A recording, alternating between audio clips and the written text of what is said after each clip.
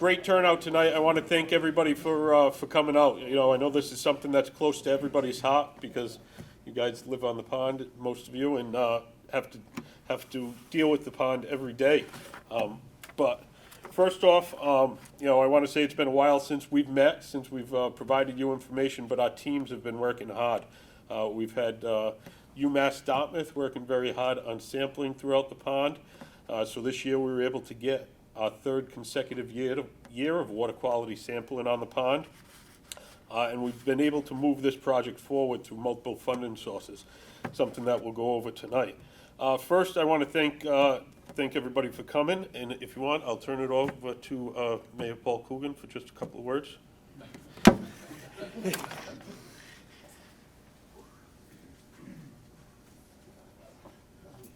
A couple of words. This is Paul's last day here, because I didn't know I was going to speak. I just came, but I bug him enough about the water quality in this pond in his office. It's very important to all of the communities that abut the South Watuppa, whether it's Fall River, Westport, Tiverton. He and I discuss it a lot.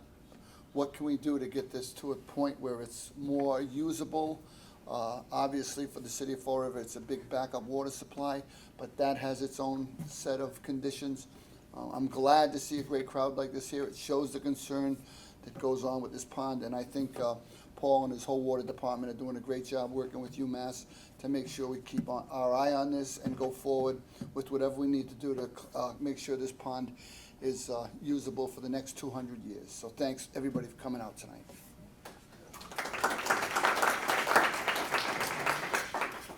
All right.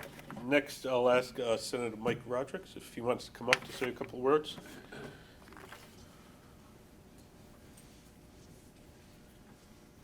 Thank you, Paul. Good afternoon, everyone. This is real exciting. I have lived on or around the pond literally my whole life, and we were just talking about what the pond was like 50 years ago. And 50 years ago, I was giving water ski lessons on the pond, and it was like pea soup from the end of May through Labor Day.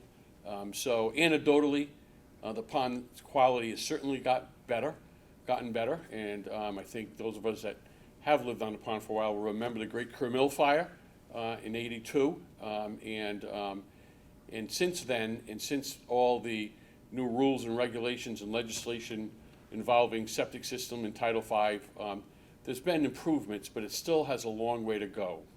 Oh. I'm getting the hook. I've already spoken too much, but I am so excited partnering with Representative Paul Schmid, providing the resources necessary for Paul, the contract with the experts to just to really, on a long-term level, improve the quality of this pond for all of our benefits. So I'm looking forward. It's been a little over a year, I think, since our last meeting, and now that his team has 3 years worth of data. It's beyond data collection and planning, and we're going to begin thinking about implementing plans to improve the water quality. So thank you all. Thank you.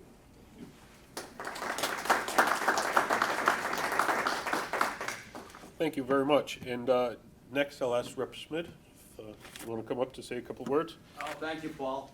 I just want to mention that Senator Rodrigues and I have, of course, been working with Representative Sylvia from the south end of Fall River, as well as our colleague from Rhode Island, Representative Jay Edwards. So this really has been a effort of across borders and a multi-town. We really appreciate it. And by the way, I would like to say that you've done a great job, Paul, reaching out, and you've got a big mailing list and so on.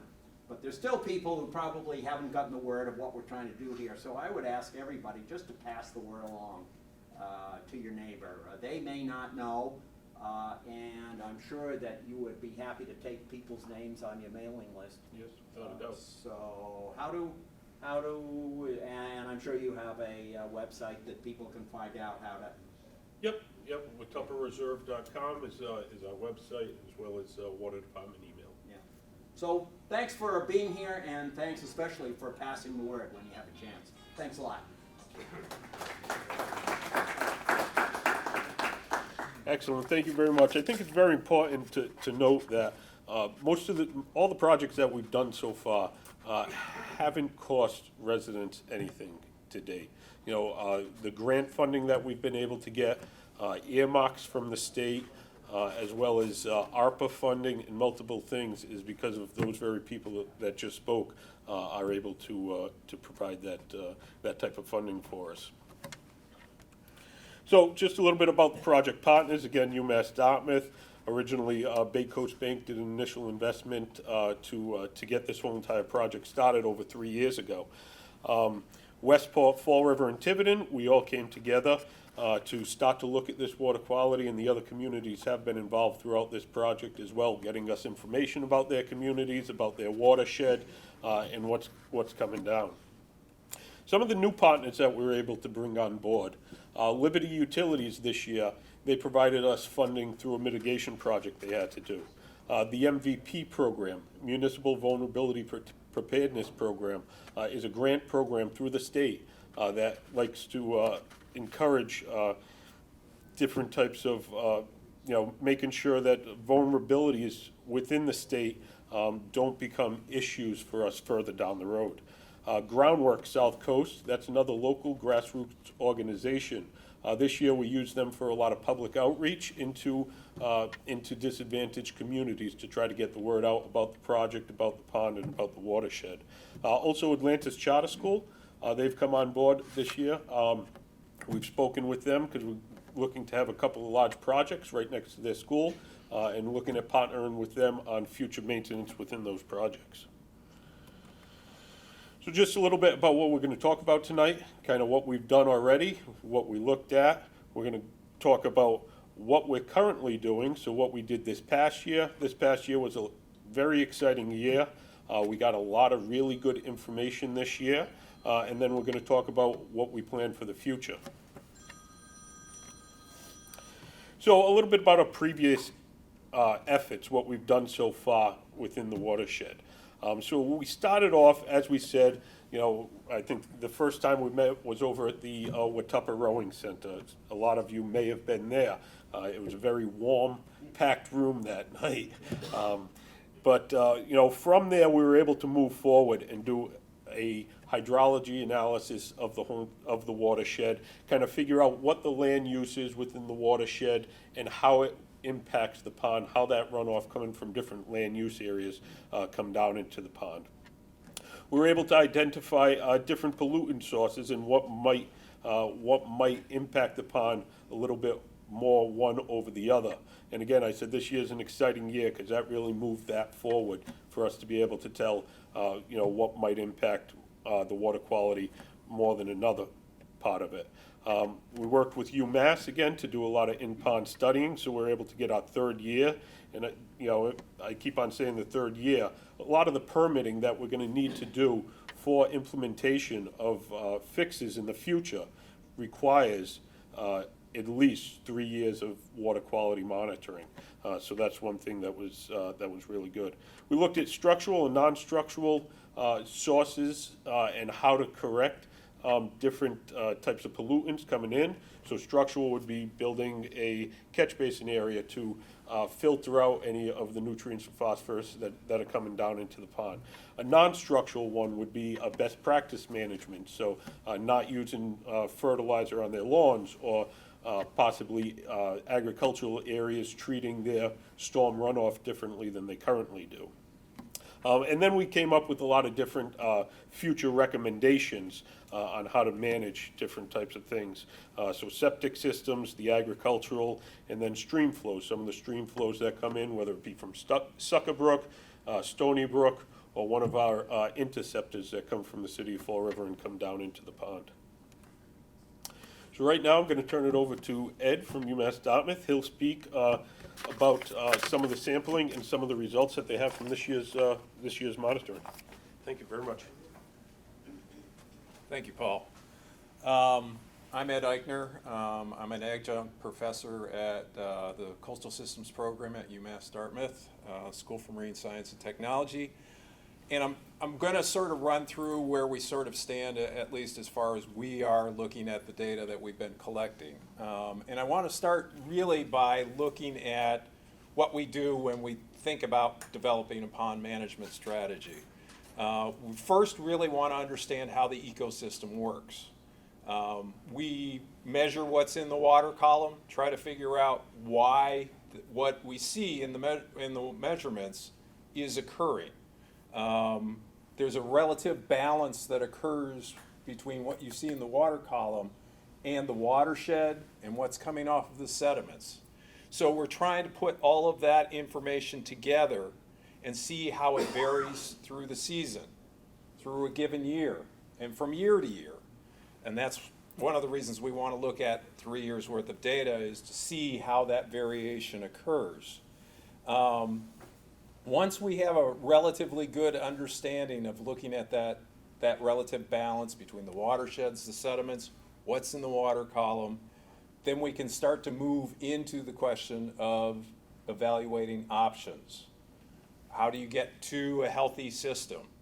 How much is it going to cost to get to a healthy system? How effective are the relative kinds of management activities? All of that gets into discussions about community acceptance. And then if you move on to something and do a management technique, usually you want to have follow-up monitoring to make sure that what you plan for actually succeeds, and to monitor whether it's going to continue to succeed. So we've gone through a number of different monitoring activities. We are in our third year, as Paul was saying. That's looking at the water column. So we're measuring, again, what's in the water. We're looking at dissolved oxygen, which is important for figuring out what can live there, what is happening in terms of what is living there, and how temperature impacts what that overall strategy as well. We're looking at clarity. Clarity is a measure, a simple measure, but it's tied to how much phytoplankton there are in the pond, how much microscopic plants there are in the water column. And then we look at the chemistry, the phosphorus, the nitrogen. We're going to look at chlorophyll A, which is a measure of, again, that's a primary pigment for phytoplankton. We're trying to get a handle on what's going on with the phytoplankton, because obviously you've seen all of the impacts of what happens with the phytoplankton sort of goes awry. We looked at the phytoplankton in 2021, got an idea what species there are to sort of understand how the system works. And by looking at the phytoplankton, we can get an idea of what are an important chemistry there as well. There are a number of steps to be taken to further understand this ecosystem. Looking at the aquatic plants in the system, looking at whether there are freshwater mussels and how extensive they are. It's important for understanding how phytoplankton might get filtered. Updating the bathymetry to make sure that we've got the right bathymetry, the right volume of water. The watershed delineation has been talked about, getting a handle on where the various sources are, what those sources are, and how they contribute to what we measure in the water column. So that's looking at the streams relative to what might be coming in from groundwater. And then we also look at how much is going out through the river. All of that has to balance. That's what a management plan is about, trying to figure out what you see in the water column and how that balances with what's coming in from the watershed, how much is going out, and what might be coming off of the sediments. So there's a couple of tech memos that have been done that review that data to date. There will be another one that will probably be coming out in the spring of 2024 that will summarize what we've done this past year. And then we sort of need to bring all that information together. So the takeaways on the work that we've done to date: water quality is definitely impaired. It may not be as bad as the pea green soup you were talking about, but it has the potential to get back to that on occasion. Excessive phosphorus is causing the impairments. The pond has anoxic events. That's where there is no oxygen in the bottom water and phosphorus is coming out of the sediments. Now, at this point, we don't have a good handle on relative to the watershed, how much of a problem that is. If the balance is, let's say, 70-30, 70 coming out of the sediments, 30% coming in from the watershed, that's a good sort of situation to treat the sediments. If it's switched and you treat the sediments, you're not going to get very long, the benefits for that for very long, because the watershed is the big deal. So we sort of need to bring all of this information together to figure all of that out. When we looked at the phytoplankton in this pond, and this was in 2021, blue-greens or cyanobacteria were the primary phytoplankton in this pond.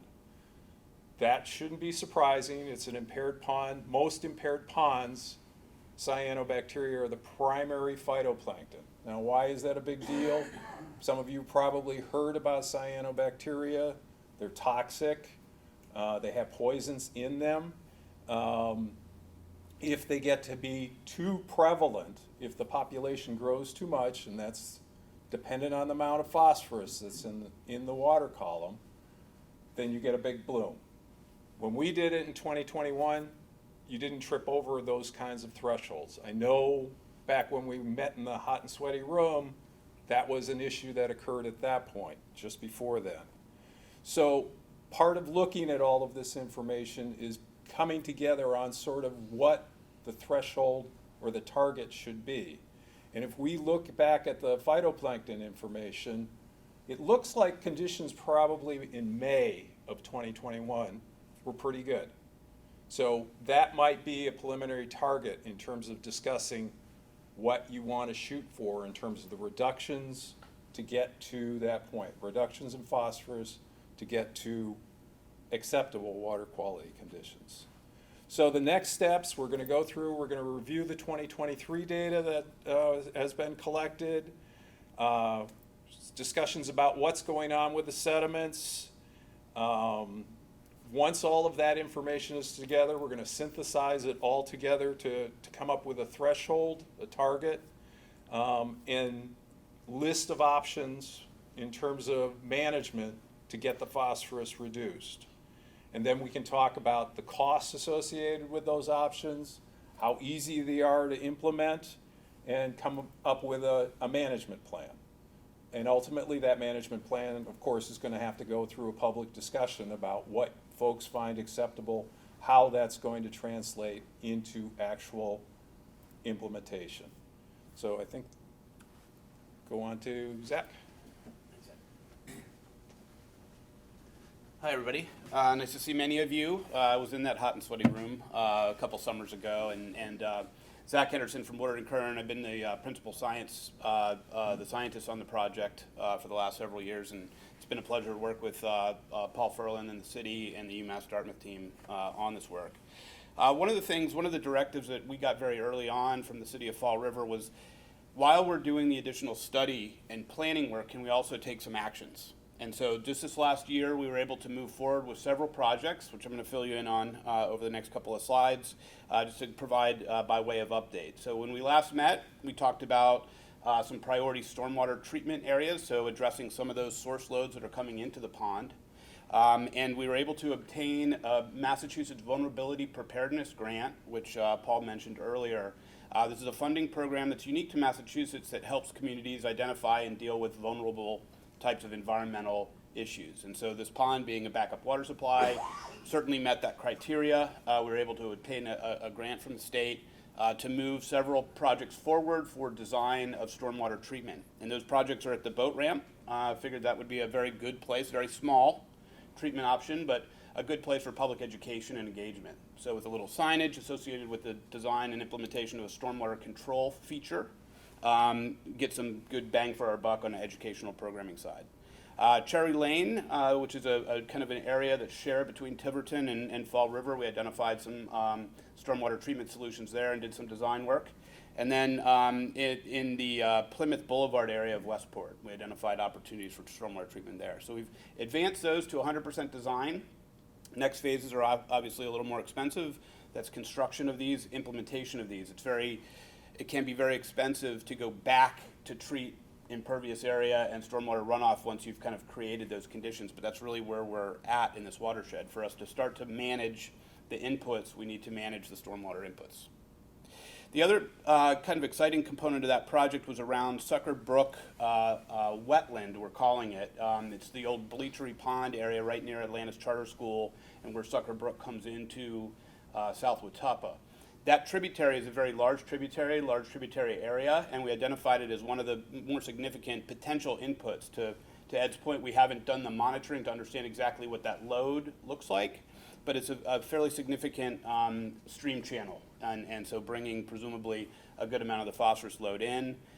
There's been some flooding problems in that area as well, so some residents have had some issues with flooding, so we're able to look at and do a number of kind of evaluations using some modeling approaches to look at what would happen if we could remove a bunch of that Phragmites from there, open that area up, gain some additional capacity, and address a few impediments related to culvert sizing. And it looks like we have some good solutions in that area for some flood abatement. Now, there's always the bigger storm, right? We've seen that a lot this year. So not everything will solve every problem for flooding, but looks like there are some good solutions there for both the amount of water that's being held back there, and then also potentially some water quality improvements as well. So good results from those studies. And then Ed already talked about the third year of water quality sampling. So that work is complete, and we're just now looking for funding for implementation. Some of the other pursuits, these various assessments necessary for restoration, as Ed talked about.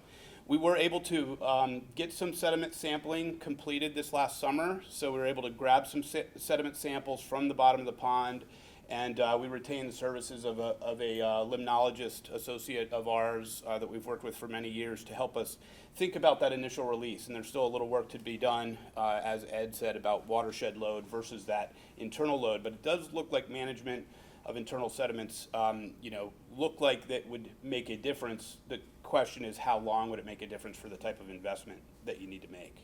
And it's not a small pond. And we'll talk a little bit, Paul will talk a little bit about potential costs in a little bit. We've also been looking at both that west side interceptor. If you all recall from previous presentations, there is a protection on North Watuppa, but that carries stormwater runoff into South Watuppa Pond. So we've looked at flow monitoring options on the west side interceptor and also on Sucker Brook, and we have some good locations to monitor flow. And we think that would be a valuable, relatively inexpensive installation to monitor flow rates coming into the pond, and then we can grab some chemistry samples, and now we really have an understanding of what's coming in on an annual basis. So those monitoring locations have been identified. The City of Fall River continues to advance what's called an illicit discharge detection elimination program. It's a fancy word for leaking sewer pipes that might be ending up in our drainage system. So the city advances that under Clean Water Act requirements by the EPA, and that program continues to pay dividends, and it reduces other nutrient sources from leaky sanitary sewer lines. And then, continuing work on local land use code and ensuring that development and redevelopment projects don't contribute to more of a problem, right? So through redevelopment, there are stormwater policies in place to try to control runoff from redevelopment projects. And so those are good policies to have. They're expensive for developer folks, but they're also important for water quality. So really the takeaways from the work completed to date, so that's some of the updates on what we've been working on this last year. The internal nutrient load is significant and may be manageable with inactivation approaches. So there's some well-established strategies for that. Stafford Pond had a nutrient inactivation project done several years ago. That's looking like it could be a part of the solution. As we've talked about, this is a very complicated, large watershed, multi-state, multi-town. There's lots of different things going on in the watershed, and long-term stormwater controls and septic management, best management, so that's on you guys to help with that, necessary to maximize the benefit of any investment in the sediments, in the pond. And then these are all super critical efforts to ensure the ability of South Watuppa to be available as a future drinking water supply. Water quality needs to be of a certain quality in order to be treatable and taste good. So that's important for us moving forward. And then so a few of the future pursuits: implement stormwater controls on the locations that we've identified. And these would be more demonstration types of projects. but could have some good educational kind of components, and will treat some stormwater runoff. Additional additional efforts would include initiation of the Sucker Brook Wetland Restoration Project. And again, these are pretty large Phragmites marshes. They're not easy to restore, so it would take some work. But the Atlantis Charter School, we met with them and talked a little bit about it, and it would really dovetail nicely with their educational programming there, which would provide some multi-benefits, and also could open up some other doors for funding for that type of a project. So we'd also explore and implement additional stormwater controls in those areas, develop the wetland restoration strategy to improve water quality, reduce flooding. There's a little kind of flood map there from some of our modeling, our prediction of where flooding would be, and then continue to collaborate with Atlantis Charter School as a new partner in this area. And then continue to consider in-lake and stormwater treatment options, right? There's more work to be done here. The watershed nutrient load evaluation, specifically targeting west side interceptor, other targeted areas for stormwater controls. We really need to understand that loading, and that's another exercise that would need to be undertaken. And then do we start to think about nutrient inactivation approaches? And what that does is it strips phosphorus out of the water column and binds phosphorus in the sediments. Phosphorus is released from sediments every summer, just recycles. So once they're there, you don't really get rid of that source of nutrients.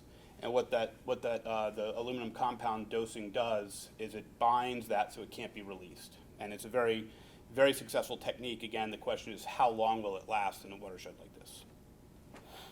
And then continue to collaborate and cooperate with a variety of partners. And thanks to you all for being here and kind of listening in on this. I will point out one of the most effective ways to address phosphorus and stormwater runoff is that bottom bullet there, which is leaf litter on roadways becomes a pollutant. Leaves are good, trees are good, but leaves when they fall on pavement become a source of nutrients. So any kind of sweeping programs are now known to greatly reduce phosphorus-related nutrient pollution in stormwater. So it's a very simple way to do it. There's a nice brochure outside that you should pick up that talks about don't put your leaves in the street. If you put your leaves in the street, that stuff ends up washing right off, right? No grass clippings, no leaves in the streets. And the city's committed to continuing their street sweeping programs. So I think I'm gonna turn this back over to you, Paul, and then we'll answer questions at the end.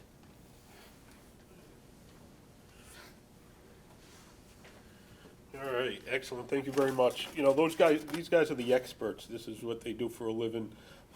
They talk a very interesting language. They brought it down so that we can try to understand it tonight, but they really understand this inside and out. They work all over the region working on projects like this, so we're lucky to be able to have UMass Dartmouth right in our own backyard in their building tonight with this gorgeous backdrop. And then our other partners, Woodland Kern, who've been a consultant with us since the beginning of this project. Just some of the other things that we've gotten funding from, because that's one thing that I'm always looking at. That which drives me on how we can move these projects forward is where I'm going to get the funding from to be able to fund these projects. Bay Coast Bank, again, initially started and made an investment that was very good. The Municipal Vulnerability Preparedness Grant, which Courtney Rocha, our regional coordinator, is here tonight, and she worked through the project with us, helped us understand the project, and they provided the funding. We were able to get a match from Bristol County ARPA funds to be able to match their grant proceeds as we worked through that project. Another funding source that came from the state. So the rep and the senators were able to provide us with a state earmark to be able to fund a lot of the studying for last summer. So they were able to do that. Liberty Utilities, they came in this year, and again through a mitigation project through their company, they were able to provide us funding, which provided a lot of the funding for the sediment sampling this year, and we'll look at some of the stream flows coming in. So that's a great thing. Some of the other ones that we're looking at, private funds, naturally is always nice to be able to get somebody to invest in a nice environmentally friendly project like this. But sometimes those are tough tough to come by. SNEP program, so the Southeast New England program, that's an environmental program which they provide grant funding for. They gear it towards disadvantaged communities, which Fall River is one, to be able to get funding. So that's actually one of the sources that we're looking at right now to be able to get a grant together. The Mass Clean Water Trust, so that's one that I'm very familiar with the water and sewer replacement. But primarily those come in as loans, so that would be something that you know, the communities would have to pay back over time if we were able to get funding from them. So then there's a number of other funding sources. We're always out there looking, you know, between myself, the administration, and the grant writer. We've been very fortunate to be able to get this funding. Again, mentioned in the beginning, this hasn't cost Fall River residents anything yet to date, hasn't cost Westport residents anything, or Tiverton residents anything yet to date. For the investment that we have, the amount of knowledge that we have, you think back 3 years ago, we didn't have any of this knowledge. To be able to have that and it not costing the residents anything, I think is a great feat. So we'll talk a little bit about the schedule. So 2023, what we did this past year, we continued the water quality monitoring. They gave us some insight into the results. What some of the next steps are going to be. Sucker Brook and West Side Interceptor, we talked about those, being able to move those forward. That's one of the next big steps. Implement the MVP design, so those projects that Zach just talked about, being able to actually construct those so that they function and are able to help filter some of the stormwater runoff coming on. Then we need to continue out the water quality studying. In following years, after that, we'd be looking for implementation of in-lake treatment.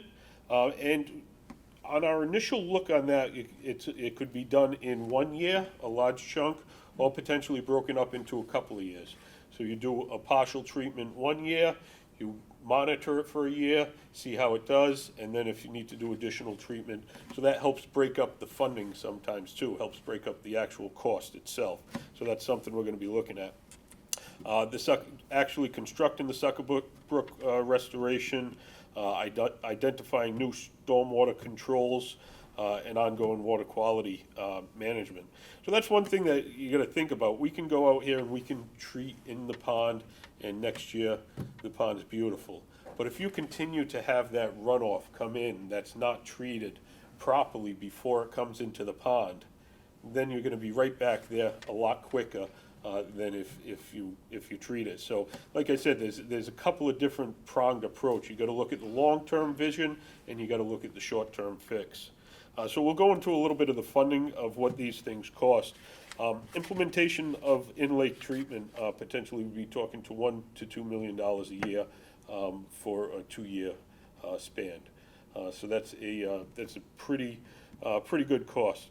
Watershed flow and load analysis. The implementation of the MVP design project, so the one at the boat ramp, Cherry Lane, and Plymouth Ave, roughly about $1 million for construction of all those projects. So first year, if we were to, bite all that off for the first year, we'd be looking like $2.5 to $3.5 million, depending on how things come in. After that, if we have to do another in-lake treatment, in subsequent years, potentially another $1 million to $2 million. The full build out of the Sucker Brook, we're estimating it right now $2.5 to $4 million, depending on how much we go into being able to have public access into that area. If there's walkways and different types of interactive public areas throughout that area, then that would drive up the cost. But this is just some of the really rough beginning costs that we've started to look at. So it's not something where we can just turn around and say, somebody, Westport has 10,000, Fall River has 10,000. These are pretty substantial costs that we're talking about to be able to move this stuff forward.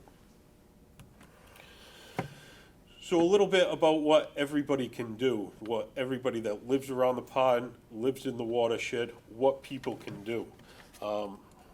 So one thing is reduce the amount that you cut your grass.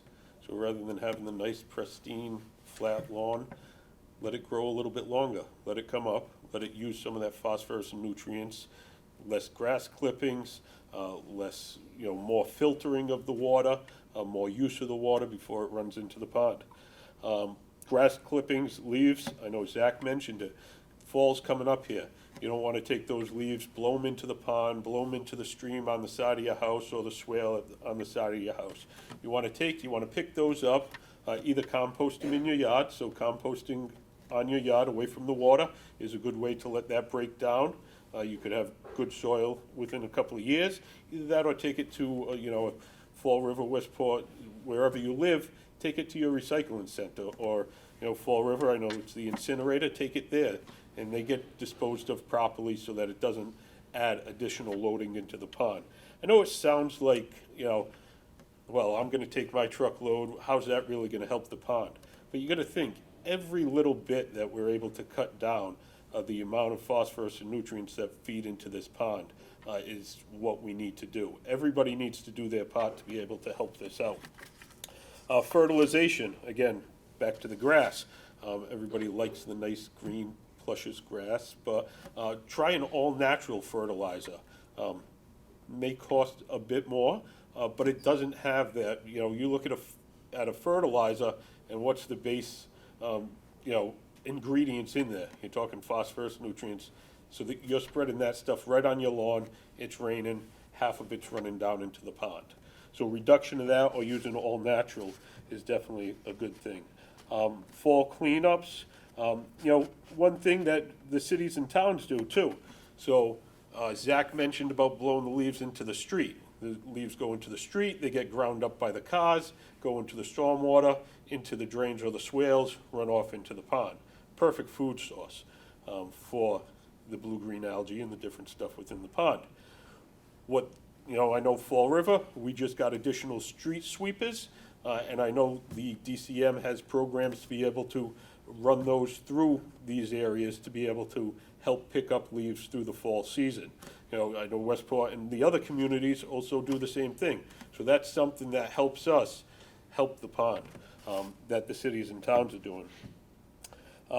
Animal waste. So if you have a dog, your dog goes in your yard. Out front, there's little fire hydrants, dog poop bags. Grab one of those, just pick it up, throw it in the trash barrel, dispose of it properly. That again is a perfect food source that is going to get rained on and run right down into the pond. And those geese are definitely troublesome. I think everybody loves those geese around the pond. We haven't gotten to the point with Quabbin Reservoir out in Western Mass. They actually have a whole team of guys that go out to scare the geese away from the pond. We're not there, but if anybody can scare the geese away, let me know how. Septic systems is another thing. Most of the people around the pond have septic systems, Westport side, Tiverton side, down the south end in Fall River. Make sure your septic system's working properly. Make sure that you get it pumped out as you're supposed to, just so that all that doesn't build up into the leaching system and then leach out improperly. Those are just things that, if half of the people around the pond do one or two of these little things, think about how much that would reduce. And it's not just the people that live right on the pond too. I know most of you walk out your front door, you're lucky enough to be able to have the pond right there. But it's your neighbors behind you. It's the neighbors all the way up to Stanford Road. It's the neighbors in Tiverton all the way up to Stafford Road. It's all the people in Fall River that are down off of County Street, that their runoff goes into the interceptor drain and makes their way down to South Watuppa Pond. So it's not just the people that live on the pond. All these things need to be done by everybody else behind you as well. So just a couple of little things that everybody can do to help out. And that kind of brings us to the end where we are now. I think right now we'll open it up to questions that anybody has. Paul, that draft management plan in one of the earlier file, what's the date for that? I would say that we developed a watershed-based plan that was presented previously. So we have the basis of that. I think what Ed's referring to is really kind of the combination of sediment and watershed management strategy. Right. I think after this year, I don't want to speak for you guys, UMass, but I think after this third year sampling with some of the sediment work that we have done, if we can get a little bit of modeling done for the watershed loading, I think we'll be ready to start to contemplate a strategy for management in the pond if it looks like it's going to be a cost-effective way to invest. What, are you talking next spring? A lot depends on the information that we have in front of us. I think we've got to sit down and go through everything and make sure that we're all on the same page about what we've got. It could be this spring. I don't know. We're going to have to talk to the town and the other consultants. Yeah, again, and a lot of it has to do with, you know, again, there's the short-term approach, the short-term fix to be able to go out there and do an inactivation or something like that. And then there's a long-term fix where you need to look at all that loading that's coming in from everything else and how that's going to affect the pond long-term and continue it out long-term. So again, like the pond, it's a living, breathing thing. You know, I can tell you just from my observation of the pond, last year algae bloom came on early. I'm sure most of you guys saw it. This past summer, it lasted almost, you know, we were pretty good most of the year until about August or so. I think that had a lot to do. Last year, we had no rain in July or August. This year, we've had very short, high-intensity rainstorms, but we've had a lot of rain this year. Last year, we didn't open the gates for movement of water out of the pond because, you know, we wanted to keep the pond level high enough where everybody would be able to use it. This year, you know, gates, we were adjusting them, you know, weekly, sometimes daily, depending on the rain that was coming in and the amount. So there was a lot of flushing through the pond this year as well.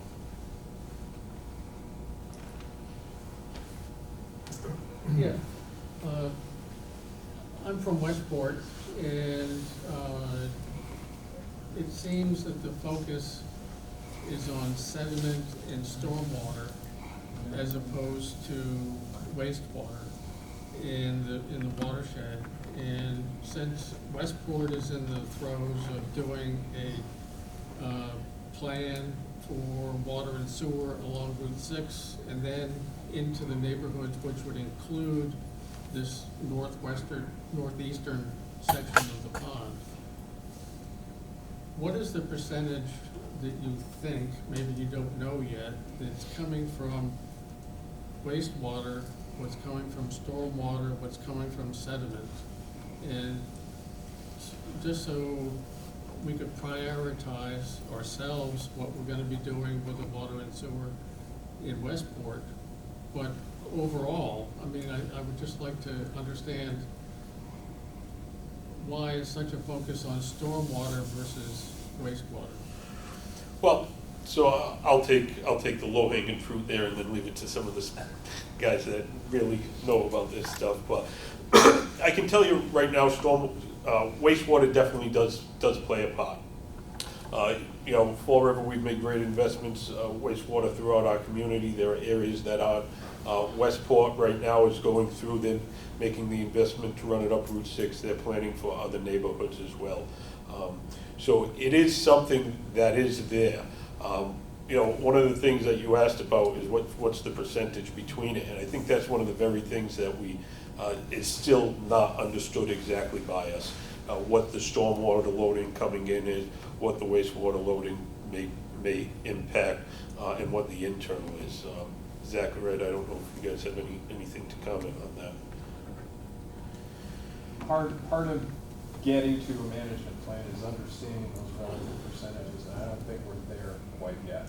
So but that's, in terms of developing strategies, you want to know what the relative sources are.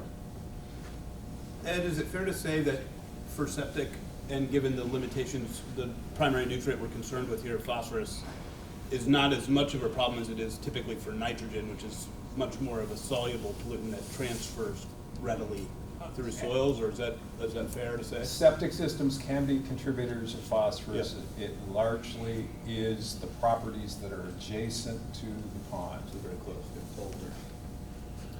Right. But it's certainly a part of the original management plan that we identified was references to septic as well. Yeah, you know, and again, we've talked a lot about the in-pond, in-pond deactivation of the phosphorus and the stormwater, because those are things right now that probably we know have a high impact, and those are things that we can treat now. Again, inactivation in the pond, it's a short-term fix. I look at that as a Band-Aid for everything that's going on within the watershed. That's gonna make the pond look good, but how long is that gonna last, just inactivating what's there? So we gotta, again, we gotta look at the cost benefit of a short-term fix, and then also we gotta look at the cost benefit of long-term fixes and what those need to be, and how long does it take communities like Westport, Fall River, and Tiverton, how long does it take us to be able to afford those, long-term hard infrastructure fixes? Could I ask one follow-up question? With the Westport River watershed, in that watershed, we are requiring new development to have denitrified septic systems. Should we be requiring phosphorus removal systems in this watershed? Again, I don't know if that's anything that we're at the point to say that it's enough of an impact or an improvement to be able to say that. I don't think we're at that point with the balancing of the whole entire system to be able to say that the cost of making a resident install, because there's significantly higher cost to install a system like that with O&M cost to the resident. That's my opinion on it, that I don't think we're at that point yet to require, residents to make that investment yet at this point. Well, Westport is doing that. Within the river, and they've been studying that river for probably 20+ years. Again, they have a lot of this information of, the watershed and what's So internals. Even near the pond. Huh? Even near the pond, Yeah. any new builds, they're requiring the nitrogen reducing, and in a town meeting, I asked, well, does that reduce phosphorus too? And the answer was no. It's like, okay, so that's not gonna help the pond necessarily. I mean, I guess if you're using laundry detergent that has a lot of phosphates, and it goes into your leaching field, and it gets in the water table, and it gets back into the pond, yes. But that's use of chemicals, and that's word of mouth and in educating people. That's not gonna, a nitrogen system is not gonna prevent that. So I don't understand why Westport is requiring that. They are also doing the rainwater collection on your property. Any new builds are requiring to put a rainwater garden for runoff. Okay, I think Ed has just a comment on that. So for Westport and the Westport River estuary, nitrogen is the key in terms of improving that system. It's not phosphorus, it's nitrogen. So there was a lot, we went through UMass Dartmouth School for Marine Science and Technology as part of the Massachusetts Estuaries Project. We went through a whole study of the watershed, all of the land uses in the watershed, how the tides moved the water in and out, what was going on with the ecosystem to be able to say, this is an impaired ecosystem, you need to reduce the nitrogen. That's the sort of the same activity that we're talking about for this pond, except for this pond, we're focused really on phosphorus. And that's where we're trying to get to in terms of figuring out the relative balance between what's going on with the sediments, what's going on with the watershed. Maybe you get to the point where you want to have phosphorus reducing septic systems. But that's an information to come as we go through and we develop the relative pie of how that phosphorus is carved up and what the sources are.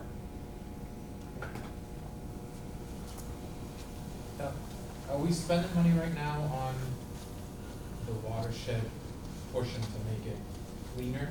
And if so, why are we doing that if we don't know that that's a major contributor of what's happening in Like, Well, again, so you look at it as a whole, there's gonna be contributing factors from it all. We know that leaf, we know that runoff, stormwater runoff is gonna be an impact. We know that, based on, the sediment samples, we proved that the sediment this year essentially is an impact. Again, a lot of it's gonna be dependent on that balancing and how much you invest in one versus the other. The design that we did on the projects this year, we know that there are areas where they're almost point source loadings of stormwater running off into the pond. So there's gonna be phosphorus discharge at those particular points. And it gets into that, at that point, how far out do you go and how small of things do you start to look at? With those point source loadings, there's gonna be a load there. But it's trying to figure out, with the balancing that still needs to be done, how much do you invest, and how far do you need to go out into yeah, the like you watershed? mentioned 70-30, like what if it's 10 and 90? What if 90 is already in the lake and 10 is coming from the watershed? Is it worth spending all that money on the 10%? Yeah, and trust me, I actually always thought it was a lot more of the water, before I got really involved into this, to tell you the truth, that, I know a lot about water treatment and ponds and everything like that, but I didn't know how to fix an algae problem in a pond of this size. A lot of the stuff that I've been learning over time, I always thought that it was the watershed. That was my initial thought, that it was everybody's stuff coming down, that was what was causing the problem.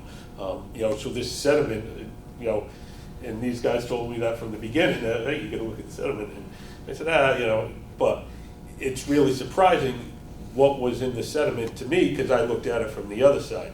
But you always know that there's gonna be something coming from the watershed too. And won't the watershed runoff get into the sediment? Isn't that how it got there in the first place? Yes. One of the facts that I think it was Zach told me, when we were like 1 year in, they were doing a study on another pond, and he was saying that they found that the phosphorus loading was 60% from the leaves that fell in the fall. 60% of the loading that came into this particular pond that they were looking at was from that. And I was just amazed that that type of loading could be caused from the runoff coming in. But so that you're going to get the benefit, especially in those points that we looked at, and that's why we picked those particular points. The Cherry Lane, that's a subdivision in Tiverton that goes into it goes down into a detention pond, and then detention pond, it comes out of there into the pond. So how do we interrupt some of that flow, be able to filter out and use some of those phosphorus before it runs off into the pond?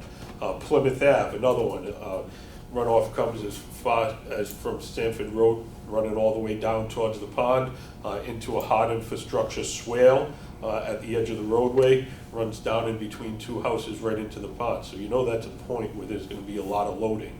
That's why we looked at that point to be able to do a filter system and, an infiltration system there.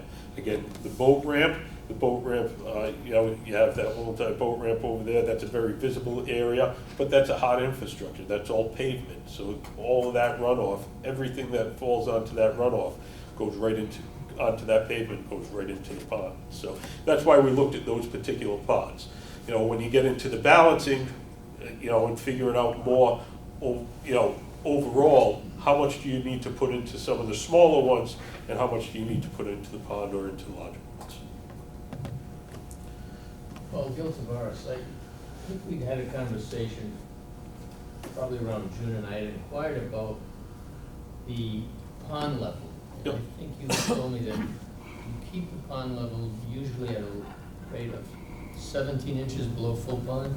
Yeah, well, usually negative 17, negative 18 is the high point, down to negative 24. That's where. Is there a reason why it's never at full pond? So if I get up to 12 inches below full pond, I have lots of people calling me, telling me the pond is too high. If we get to full pond, most everybody's yards here will be underwater. It's that's where historically the pond has been kept. You want to go back 6 or 7 years ago when we were doing work on the Quikasham and downstream, we drew the pond down to 30, 34 below pond. And, you know, a lot of people called and complained that there was too many rocks, too much, and they weren't able to get to certain spots. What we've done historically, what we've found, and this goes back to, I don't know if anybody knows John Fryer. He was with the Watuppa Water Board for years, and he was the administrator. He was the director of the water department, so that was kind of his kind of cue where he kept it. Terry Sullivan and me, when John left, we managed it, and that's where we like to keep it. We find, you know, and again, it's tough because I'll get within 2 or 3 days of each other, I'll get a call from one person saying the pond's too high, another person saying the pond's too low. So it's definitely a balancing act. You know, we always want to keep a freeboard because you guys know what happens under these heavy rains. You know, especially this year, we had those heavy rains. You could see the pond come up 4 or 6 inches in a day. You know, so we need to be able to have some freeboard where it's not going to impact residents. And if the goal is at any point to get this as a secondary water supply, what would be the impact on the boaters? I mean, wouldn't that have an effect on people that have outboard motors on the lake? You know, again, you know, there are reservoirs where boating is allowed in different areas. Our thought process always was, you know, again, it is listed as an emergency drinking water supply on the City of Fall River's water registration. You know, you look at Stafford Pond. Stafford Pond is a reservoir and active drinking water supply. They allow boating on that pond. Our thought was always potentially to be able to pre-treat it from here, send it into North Watuppa, and then be treated at our plant if we ever needed to.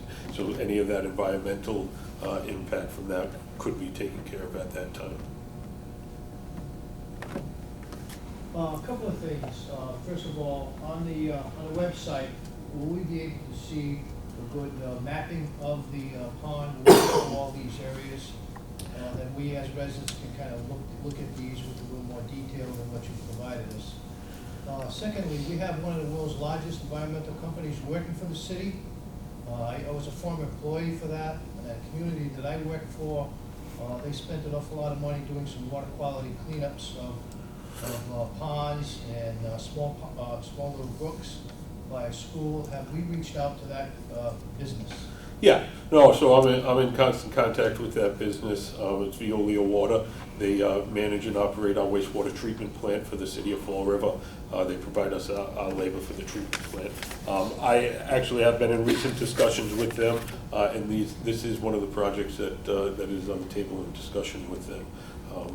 So thank you for that. If you go to the website, you'll see our initial draft report, so watuppareserve.com. You'll see the initial report. Once we get the other reports, we'll get those up and online. Most of the presentations have been, from the prior meetings, have been put up there as well. As far as mapping, I think one of the things that was mentioned earlier by Ed was a better bathymetric study of the pond. So North Watuppa, we were able to get years ago, probably 15 years ago, we were able to get that studied. You know, my hope is to partner with a local. They're actually owned by a national company now, but a company that does that. They develop underwater submarine technology for the military and other uses. My hope would be to talk to them to see whether we'd be able to partner with them to be able to get better bathymetric studies of the pond. I have a couple of comments. I know I've mentioned it before at these meetings. I have a pump that pulls right out of the pond. I don't use fertilizer. I use the water from the pond. As they're saying, it's got a lot of nutrients and a lot of nitrogen and phosphorus. I just put it on my garden, my flowers. They're very healthy because of what's up in the pond. When my grandchildren come over, my beach is a little green. I turn the hose on, and it's amazing how that beach cleans up with them, so they can go in the water. You mentioned phosphorus. There are a lot of soaps out there that are environmentally friendly. If we be a little more cautious, but, I mean, if we want to be good stewards of our own lake, these are some of the things we should be doing ourselves. Yeah, thank you very much. Do you know if there's been any improvement in water quality in Stafford Pond since they implemented that injection? There has been, you know, I know they did their treatment, I believe it was last year, and last year was kind of stripped, as Ed or Zach mentioned, what happens during this process, strip their whole entire water column of everything pretty much for the first year. How it's been following up, I know they're monitoring it and studying it. I think they have had some return, which is expected. How much and how much they plan for it to return that way, I'm not sure. I haven't seen any of their results, Zach. I don't know whether you've spoken with anybody about that or Ed, if you're familiar with it. But that is something that we're going to be looking at. Again, you know, the aluminum treatments and those types of treatments isn't anything new. So there is a lot of data and history on that. Again, you know, you guys saw what it costs for those, for that type of investment. We've got to figure out how long the benefit's going to be there for us. Is it worth the investment to be able to do that? What, if any, are the hazards of the aluminum treatment?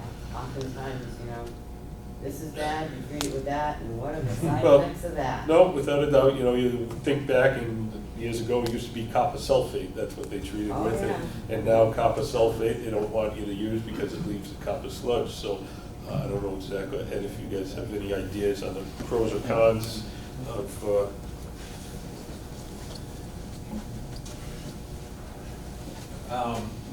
Alum treatments have been used on lakes and ponds for about 40 years now.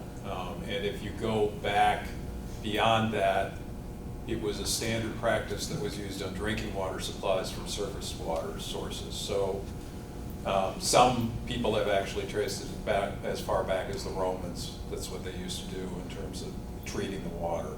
So what happens with alum is if you apply it properly, it forms a solid, and then what's called flock goes down through the water column. So that solid ends up on the bottom. So your interaction with that is not, you're not going to have any interaction with that unless you're walking around in the deeper portions of the pond, wearing scuba gear or something like that. So an alum treatment that is done typically is only going to be in the deepest portions of the pond. And just one more thing on that. So just water treatment, he brought up, for a water treatment plant, one of the chemicals we use is polyaluminum chloride, a different chemical basis, but still has that aluminum basis. And it does the same thing within our drinking water, creates that flock so that it can settle out any of the organics. So again, if we get into that, that's something that, you know, I'm definitely concerned about, to make sure that we're not going to do a treatment now that's going to hurt us 50 years down the road, that we're going to find out is going to cause issues. Because if we ever need this as a drinking water supply, we want to make sure that it stays safe for us. Is there any strategy on educating the homeowners on the lake? You know, again, great turnout. I thank everybody for coming out tonight. I know you guys are all, you know, you guys are concerned. You guys want to see improvements, and that's why you came out. You know, word of mouth is always definitely a good thing. One thing that I really want to try to do moving forward, you know, and I got to figure out how to do this and where the funding would come from. But you know, I talked to you guys tonight about things that everybody can do to make the watershed better for themselves and everybody else. You know, get a large mailing list together, be able to hit everybody within the watershed, because that's one thing, you know, that's been on my mind. How do I get that? How do I get that done? Again, so far it's kind of been me, you know, and my team at the City of Fall River have been leading up this effort. You know, we're always in contact, letting Westport know what we're doing, as well as Tiverton and stuff like that. But it's been kind of a limited resources from our end to be able to move some of these things forward. But that is one thing that I think is going to be crucial, because again, even if we go out and we spend $2 million treating it next year, we need to be able to put those, whether it's hot infrastructure or just getting the knowledge out to the people.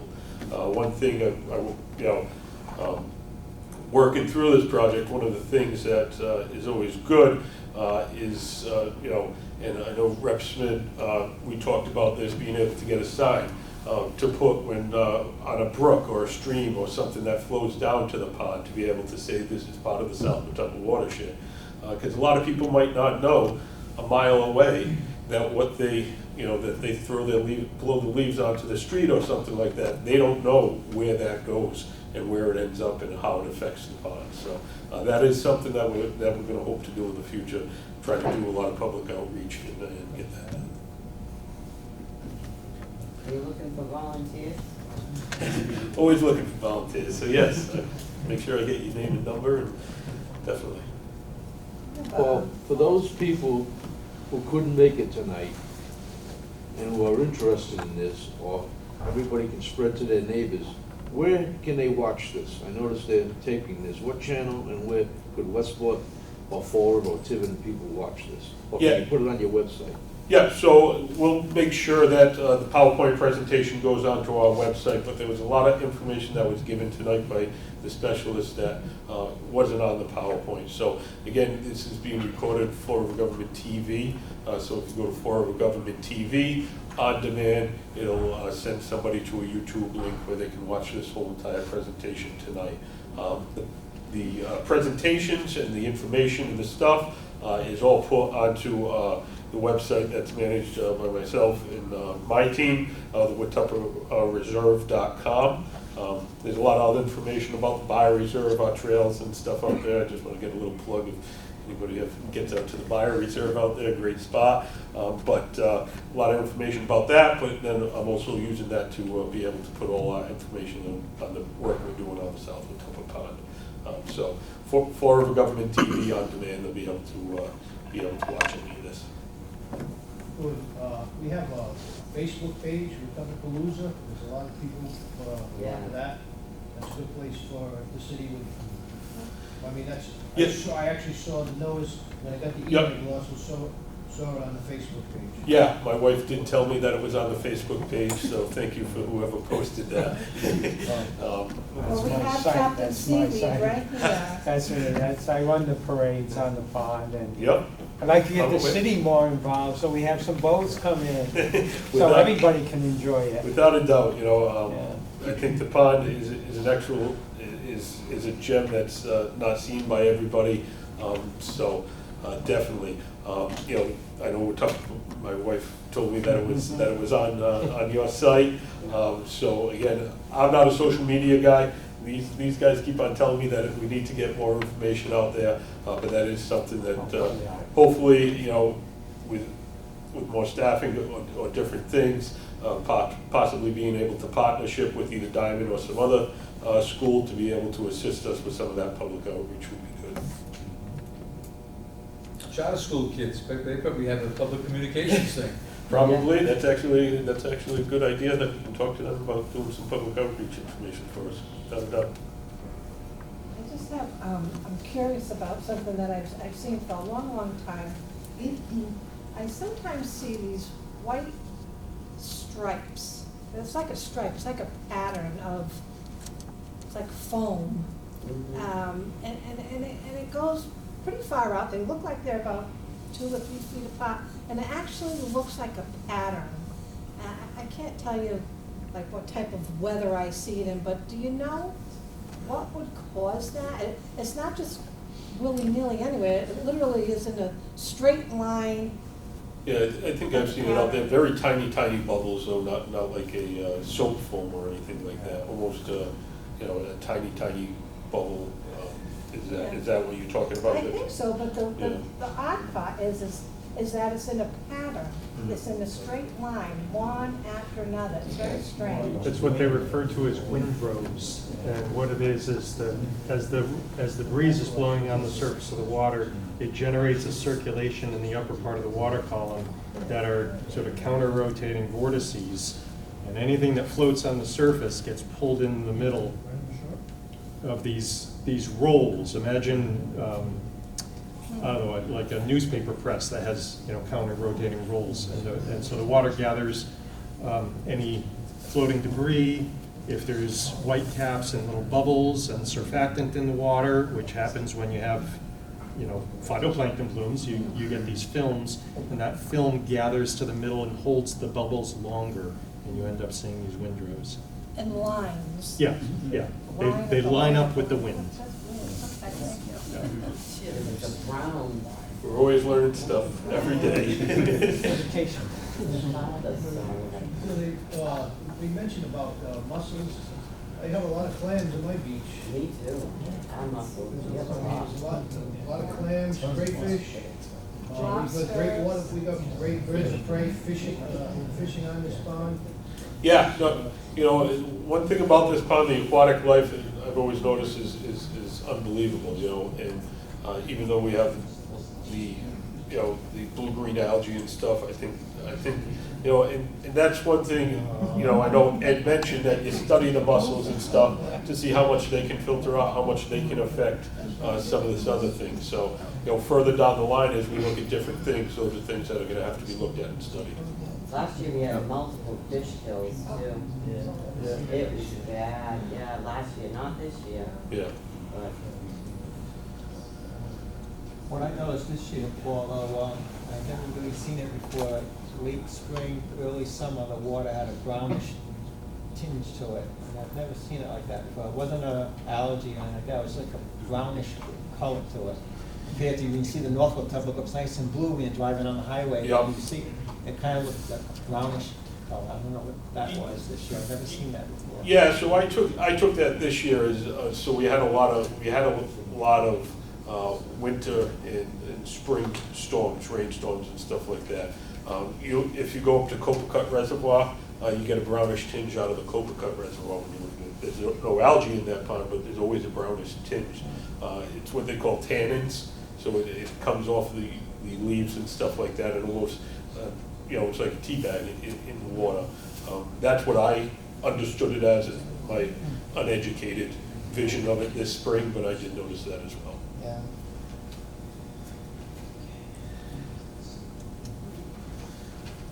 All right, again, I want to thank everybody for coming out. I know it's been a long time since our last meeting, but we've been working hard. The whole entire team has been plugging away. You know, we're always looking for new funding sources, anything like that. You know, is one of my main things, so that it doesn't cost our residents any money. That's one thing that I'm always trying to do. But really, I want to thank everybody for coming out. This is a great turnout, and thank you guys very much. If you ever have any questions or anything, feel free to call me, City Hall, Sewer Commission office, and I'll try to get you an answer.